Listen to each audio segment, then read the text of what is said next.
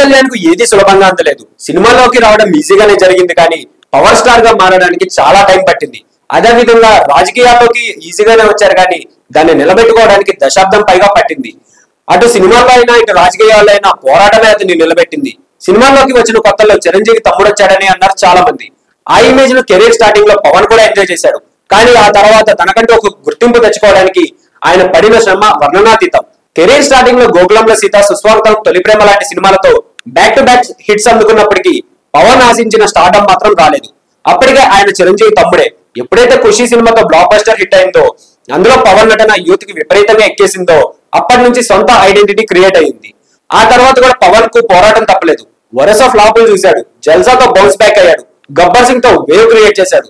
ఎప్పుడైతే Attarintiki Daredi cinema block buster hit అయిందో, అప్పటి నుంచి ఫ్యాన్స్ లో పవనిజం మొదలైంది. హీరో ఇమేజ్ ను దాటిపోయాడు పవన్. అదే ఊపులో పార్టీ పెట్టాడు. అక్కడి నుంచి ఆయన ప్రయాణం ఒడిదొడుకులుగానే సాగింది. తనకున్న అశేష అభిమాన గుణంతో పార్టీ పేరు జెండా ఎజెండాను ఘనంగా ప్రకటించారు పవన్ కళ్యాణ్. అయితే జనసేన ప్రస్థానం ప్రజారాజ్యం పార్టీలో ఉవ్వెత్తున మొదలవలేదు.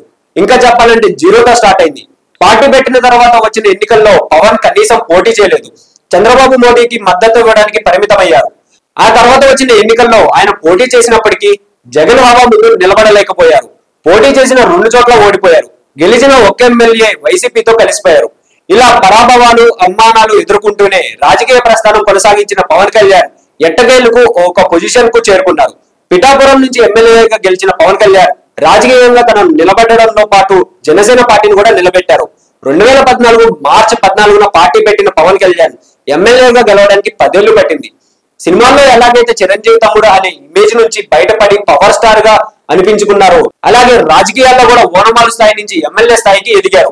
పవన్ కళ్యాణ్ గారు గెలిచిన వేలాది సెషన్లో చిరంజీవి గారు ఎక్స్ ట్విట్టర్ వేదికగా డియర్ కళ్యాణ్ బాబు, ఎక్కడ నెగ్గాలో ఎక్కడ తగ్గాలో తెలిసిన నిన్ను తగ్గావని ఎవరు అనుకున్నా అది ప్రజలను నెగ్గించడానికే నేను నిరూపించిన నిన్ను చూస్తుంటే ఒక అన్నగా గర్వంగా ఉంది.